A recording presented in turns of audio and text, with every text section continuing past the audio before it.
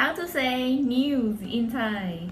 News in Thai is ใหม่ Start with the first consonant มมอม้า I vowel and ไม่เอก low tone มอ I ไม่เอกใหม่ Can you repeat after me please?